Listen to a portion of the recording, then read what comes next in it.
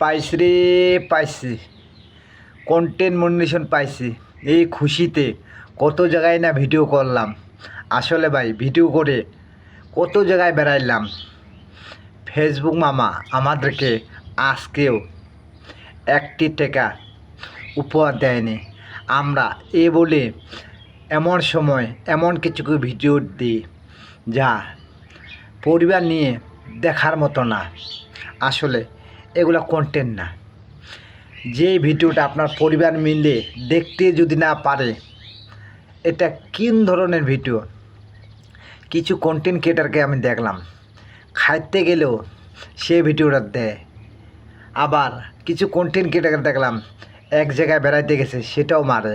আসলে ফেসবুক মামা আপনাকে একটা কথা বলছে, মানুষ যা করে আপনি তার বিপরীতটা করেন, কারণ আপনার মেধায় কী আছে সেটা আপনার জানতে চায়।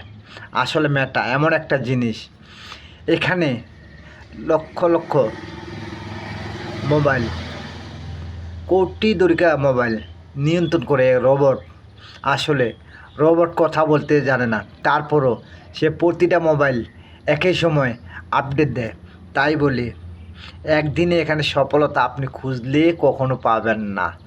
এখানে 2 বছর 3 বছর জানি না কবে আপনি সাকসেস হবেন, তাও জানি না। আপনাকে ধৈর্য ধরে এখানে থাকা লাগবে। যদি ধৈর্য ধরে থাকতে পারেন, সফলতা অবশ্যই। আপনার চেষ্টা কখনোই বিফলে যাবে না। আমি ধনীরাম কথাটা বললাম।